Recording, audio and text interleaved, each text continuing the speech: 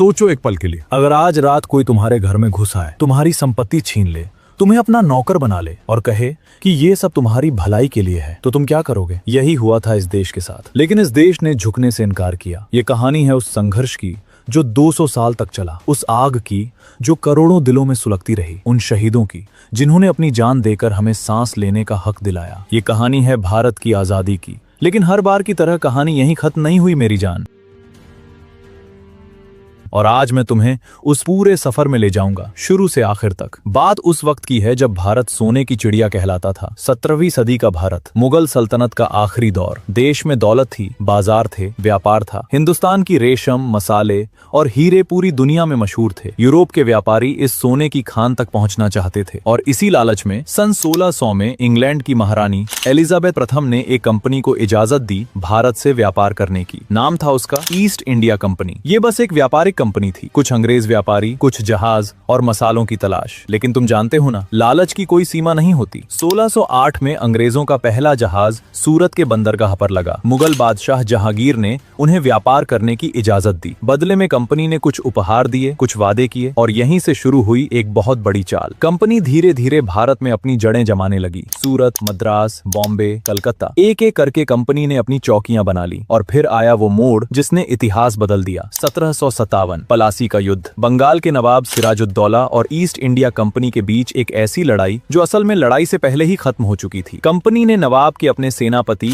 मीर जाफर को पैसों का लालच दिया, और मीर जाफर ने अपने ही नवाब के साथ गद्दारी की। युद्ध के मैदान में जब तोपें गरजी, तब मीर जाफर की सेना चुपचाप खड़ी रही। सिराजुद्दौला हार गए, और उस दिन के बाद बंगाल ईस्ट इंडिया कंपनी के हाथों में आ गया। ये बस एक राज्य नहीं था, ये एक शुरुआत थी। अगले कुछ दशकों में कंपनी ने एक एक करके पूरे भारत को अपने पंजों में जकड़ लिया। टीपू सुल्तान, जो अंग्रेजों को शेर जैसी चुनौती देते थे, 1799 में श्रीरंगपट्टनम की लड़ाई में शहीद हो गए। उनकी आखिरी बात थी, गीदड़ की 100 साल की जिंदगी से शेर की एक दिन की जिंदगी बेहतर है। मराठा साम्राज्य जो एक वक्त पूरे भारत में फैला था, टुकड़ों में बट गया। अवध, हैदराबाद, पंजाब, एक एक करके सब ढहते गए, और कंपनी ने एक ऐसा हथियार चलाया जो तलवार से भी ज्यादा धारदार था। नाम था डॉक्ट्रिन ऑफ लैप्स। मतलब ये था कि अगर कोई राजा बिना बेटे के मर जाए तो उसका राज्य कंपनी का हो जाएगा। राजाओं की गोद ली हुई संतानें भी नहीं गिनी जाएंगी। झांसी की रानी लक्ष्मीबाई के पति गंगाधर राव ने एक पुत्र गोद लिया था, लेकिन जब वो चल बसे तो अंग्रेजों ने कहा, ये गोद लिया हुआ बेटा राजा नहीं बन सकता, झांसी अब हमारी है। लेकिन रानी लक्ष्मीबाई ने एक बात कही जो आज भी हवाओं में गूंजती है, मैं अपनी झांसी नहीं दूंगी। और फिर आया वो तूफान जिसकी चिंगारी एक छोटी सी बात से उठी। 1857 ईस्ट इंडिया कंपनी की फौज में हिंदुस्तानी सिपाही थे। उन्हें नई एनफील्ड राइफलें दी गई थीं, और उन राइफलों के कारतूसों पर एक अफवाह फैल गई। कहा जाने लगा कि इन कारतूसों पर गाय और सूअर की चर्बी लगी है। हिंदुओं के लिए गाय पवित्र थी, मुसलमानों के लिए सूअर हराम था, और ये खबर आग की तरह फैल गई। मेरठ में 10 मई 1857 को सिपाहियों ने बगावत कर दी। ये बगावत सिर्फ कारतूसों की नहीं थी, ये उन 200 सालों की घुटन का विस्फोट था जो अंदर ही अंदर धधकती रही थी। मंगल पांडे की ललकार, रानी लक्ष्मीबाई की तलवार, बहादुर शाह जफर का आखिरी संघर्ष, सब एक साथ उठ खड़े हुए। दिल्ली, लखनऊ, कानपुर, झांसी, हर तरफ बगावत की लहर दौड़ गई। लेकिन ये क्रांति जितनी तेज उठी, उतनी ही बेरहमी से कुचल दी गई। अंग्रेजों ने कोई रहम नहीं किया। बहादुर शाह जफर को गिरफ्तार कर रंगून भेज दिया गया, जहां वो एक गुमनाम कैदी की तरह मर गए। रानी लक्ष्मीबाई युद्ध करते करते शहीद हो गईं। उनके घोड़े पर बैठी, तलवार हाथ में लिए, अंत तक लड़ती रहीं। 1857 की क्रांति असफल रही, लेकिन इसने एक बीज बो दिया, आजादी का बीज। 1857 के बाद ब्रिटिश सरकार ने सीधे भारत की बागडोर अपने हाथ में ले ली। कंपनी खत्म हो गई। अब भारत ब्रिटिश क्राउन का ताज का हीरा बन गया था। और इसी दौर में भारत में एक नई पीढ़ी जन्म ले रही थी, पढ़ी लिखी, जागरूक और सवाल पूछने वाली। 1885 में भारतीय राष्ट्रीय कांग्रेस की स्थापना हुई। शुरुआत में ये बस एक मंच था जहां भारतीय नेता अंग्रेजों से विनम्र निवेदन करते थे, लेकिन धीरे धीरे ये आवाज बुलंद होने लगी। बाल गंगाधर तिलक ने कहा, स्वराज मेरा जन्मसिद्ध अधिकार है और मैं इसे लेकर रहूंगा। लाला लाजपत राय, बिपिन चंद्र पाल, इन लाल बाल पाल की तिकड़ी ने देश में एक नई आग जलाई। 1905 में बंगाल विभाजन के खिलाफ स्वदेशी आंदोलन शुरू हुआ। लोगों ने विदेशी कपड़े जलाए, अंग्रेजी सामान का बहिष्कार किया। ये आंदोलन एक संदेश था, हम झुकने वाले नहीं। और फिर इस धधकती हुई धरती पर दक्षिण अफ्रीका से एक इंसान वापस लौटा, एक पतला दुबला, चश्मा लगाए, सादे कपड़ों में, मोहनदास करमचंद गांधी। 1915 में जब गांधी भारत आए तो वो पहले से ही दक्षिण अफ्रीका में अपनी पहचान बना चुके थे। वहां उन्होंने एक हथियार खोजा था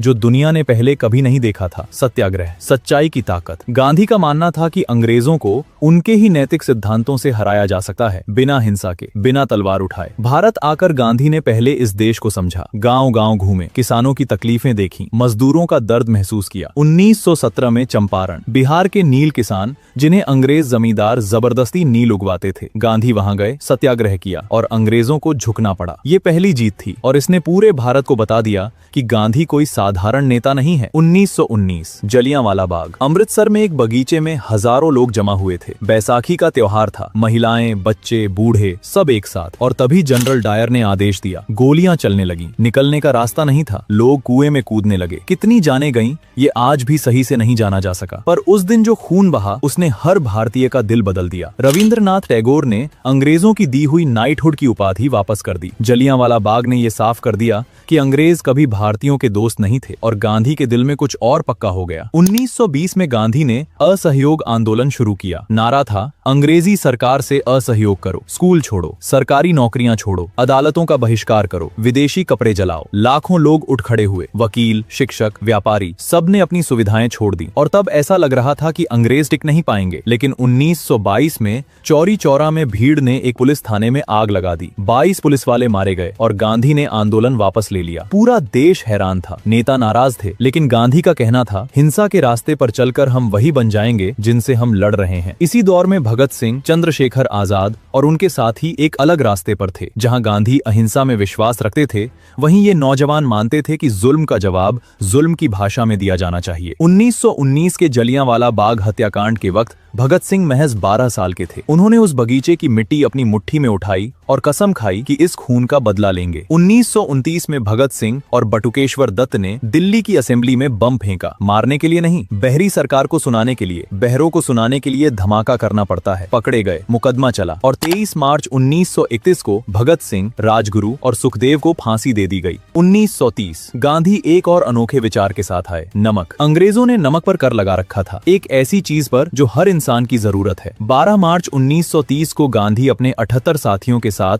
साबरमती आश्रम से निकले। पैदल 390 किलोमीटर का सफर 24 दिन चलते रहे। जैसे जैसे वो आगे बढ़ते गए, लोग जुड़ते गए, हजारों लोग। 6 अप्रैल 1930 को डांडी पहुंचकर गांधी ने समुद्र का पानी उठाया और नमक बनाया, एक छोटी सी मुट्ठी नमक। लेकिन इस मुट्ठी ने ब्रिटिश साम्राज्य की नींव हिला दी। पूरे देश में लोगों ने नमक बनाना शुरू कर दिया, कानून तोड़ा, गिरफ्तारियां दी, लाठियां खाईं, लेकिन पीछे नहीं हटे। दुनिया देख रही थी और पहली बार अंग्रेज सरकार को एहसास हुआ कि ये देश झुकने वाला नहीं। 1939 में दूसरा विश्व युद्ध शुरू हो गया। अंग्रेजों ने बिना पूछे भारत को युद्ध में झोंक दिया। भारतीय सैनिक, भारतीय संसाधन, भारतीय जानें, सब अंग्रेजों की लड़ाई में। कांग्रेस ने विरोध किया, सब प्रांतीय सरकारें इस्तीफा दे दिया और तभी नेताजी सुभाष चंद्र बोस ने एक और रास्ता चुना। नेताजी मानते थे कि अंग्रेजों को भारत से खदेड़ने के लिए हथियार जरूरी है। 1943 में उन्होंने आजाद हिंद फौज को नई जान दी। सिंगापुर में खड़े होकर उन्होंने वो नारा दिया जो आज भी दिल में धड़कता है, तुम मुझे खून दो, मैं तुम्हें आजादी दूंगा। लाखों भारतीयों ने उनकी फौज में भर्ती होने की कोशिश की, महिलाएं भी। झांसी रेजिमेंट के नाम से आजाद हिंद फौज ने इम्फाल और कोहिमा तक अंग्रेजों को ललकारा। 1945 में नेताजी का विमान दुर्घटना में गिर गया। आज भी उनकी मृत्यु एक रहस्य है, लेकिन जो वो कर गए वो इतिहास में अमर है। 1942 भारत छोड़ो। 8 अगस्त 1942 को गांधी ने एक ऐसी बात कही जिसने पूरी दुनिया को चौंका दिया, करो या मरो। ये महज एक नारा नहीं था, ये एक ऐलान था। अंग्रेजों को अब तुरंत भारत छोड़ना होगा। अगले ही दिन सुबह अंग्रेजों ने गांधी सहित हजारों नेताओं को गिरफ्तार कर लिया, लेकिन इस बार कोई नेता नहीं था। फिर भी लोग उठ खड़े हुए। आम जनता, किसान, मजदूर, छात्र। रेलवे पटरियां उखाड़ी गईं, तार काटे गए, सरकारी दफ्तर बंद हो गए। अंग्रेजों ने दमन किया, लाखों लोग जेल में ठूंसे गए, हजारों मारे गए, लेकिन आग बुझ नहीं पाई। दूसरा विश्व युद्ध खत्म हुआ और उस युद्ध ने ब्रिटेन को तोड़ दिया था, आर्थिक रूप से, नैतिक रूप से। भारत पर अब और राज करना ब्रिटेन के लिए संभव नहीं था। 1946 में ब्रिटिश सरकार ने माना भारत को आजादी देनी होगी, लेकिन तब शुरू हुई एक और कहानी जो बहुत दर्दनाक थी, विभाजन। मुस्लिम लीग के नेता मोहम्मद अली जिन्ना और कांग्रेस के नेताओं के बीच सत्ता की खींचतान। आखिरकार तय हुआ, भारत 2 देशों में बटेगा, भारत और पाकिस्तान। 14 से 15 अगस्त 1947 की रात, जब पूरे देश में जश्न था, गांधी दिल्ली में नहीं थे, वो बंगाल में थे, जहां हिंदू मुस्लिम दंगों में खून बह रहा था। वो अकेले उस आग को बुझाने की कोशिश कर रहे थे और लाखों लोग थे जो एक तरफ से दूसरी तरफ जा रहे थे, अपना घर छोड़कर, अपनी जमीन छोड़ छोड़कर। विभाजन की वो रात आजादी के जश्न के साथ साथ करोड़ों लोगों के लिए एक कभी न भूलने वाला जख्म भी लाई। 15 अगस्त 1947 दिल्ली के लाल किले पर लहराया तिरंगा। जवाहरलाल नेहरू ने वो भाषण दिया जो दुनिया के इतिहास में सबसे यादगार भाषणों में से एक है। आधी रात के वक्त जब दुनिया सो रही होती है, भारत जीवन और आजादी की नींद से जागेगा। उस रात करोड़ों दिलों में एक साथ खुशी और आंसू थे। खुशी 200 साल की गुलामी के बाद आजादी की, आंसू उन लाखों शहीदों के लिए जो ये दिन देखने के लिए जी नहीं सके। मंगल पांडे जो फांसी पर चढ़ गए, रानी लक्ष्मीबाई जो युद्ध के मैदान में शहीद हुई, नेताजी जिनका सपना अधूरा रह गया, और वो लाखों अनजाने चेहरे जिनका नाम इतिहास की किताबों में नहीं लिखा। उन सब के बलिदान का फल था वो तिरंगा जो 15 अगस्त 1947 को लाल किले पर लहराया। और आज हम उस आजादी में सांस ले रहे हैं जिसके लिए करोड़ों लोगों ने सब कुछ दांव पर लगाया। जब तुम सुबह उठते हो और बिना किसी डर के अपने विचार बोल सकते हो, ये आजादी है। जब तुम किसी भी धर्म को मानते हो, किसी भी भाषा में बोलते हो, ये आजादी है। जब तुम वोट करते हो, अपना नेता चुनते हो, ये आजादी है। ये सब मुफ्त नहीं मिला, इसकी कीमत चुकाई गई है, लहू से, जवानी से, जिंदगियों से। तो हमारी जिम्मेदारी है कि हम इस आजादी की कद्र करें, इसे मजबूत बनाएं, और जब भी कोई इसे कमजोर करने की कोशिश करे,